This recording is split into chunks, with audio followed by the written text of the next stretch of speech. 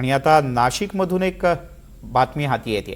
नाशिकमध्ये यंदा 12 जुलैपर्यंत केवळ 2च दिवस दमदार पावसाच्या सरी कोसळल्या, तर गेल्या 4 दिवसांपासून पुन्हा एकदा पावसानं पूर्णपणे पाठ फिरवली आहे। विशेष म्हणजे भातपट्टा म्हणून ओळख असलेल्या इगतपुरी, पेठ, त्र्यंबकेश्वर, सुरगाणा या पट्ट्यात अल्प पाऊस झाल्यानं भात उत्पादक शेतकरी संकटात सापडले आहेत। जिल्ह्यात आतापर्यंत जेमतेम 7% भात पिकाची लागवड झाली आहे।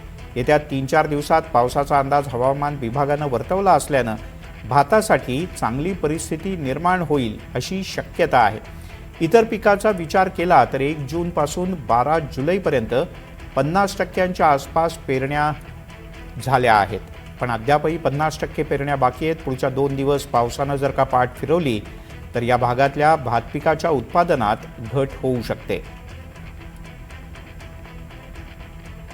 महिन्याचा दुसरा आठवडा खरं तर उलटलेला आहे, मात्र अजूनही नाशिक जिल्ह्यामध्ये हवा तसा पाऊस झालेला नाही आहे। 2च दमदार पावसाच्या सरी झालेल्या आहेत आणि त्यामुळे कुठेतरी पेरण्या ज्या आहेत ते पुन्हा एकदा खोळंबल्याची भीती देखील व्यक्त केली जाते। माझ्यासोबत आता कृषी अधीक्षक आहेत रवींद्र माने सर, काय पेरण्याची परिस्थिती यंदा?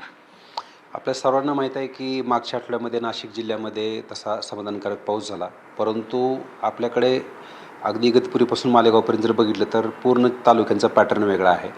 इगतपुरीमध्ये प्रत्यक्षात जेवढा पाऊस म्हणजे इगतपुरी असेल, पेठ असेल, सुरगाणा असेल, थोडक्यात हा जो भातपट्टा आहे त्या भातपट्ट्यामध्ये जेवढा अपेक्षित पाऊस आहे तो आत्तापर्यंत झालेला नाही। त्याच्यामुळं 93,000 हेक्टरपर्यंत जी भाताची सरासरी पेरणी असते ती फक्त आता 7,000 ते 8,000 हेक्टरपर्यंत झालेली आहे। म्हणजे थोडक्यात भाताला आत्तापर्यंत तरी फटका बसलेला आहे आणि पेरणी तेवढी समाधानकारक झालेली नाही।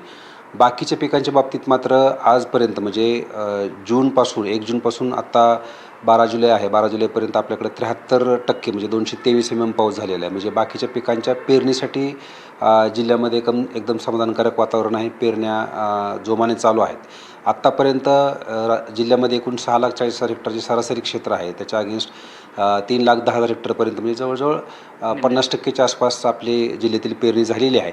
फक्त आता सांगितल्याप्रमाणेच भातपट्ट्यात मात्र अजूनही म्हणजे रोपवाटिका तयार करून ठेवलेल्या आहेत शेतकऱ्यांनी, परंतु अजूनही 2 दिवसाच्या पावसावर तेवढं भाताचे जी काही पुनर्लागवड होते तेवढी झालेली नाही। शेतकऱ्यांना आता काय आव्हान राहणार सर, अजून जर पाऊस लांबला? कारण अल निनोची देखील एकीकडे भीती आहे।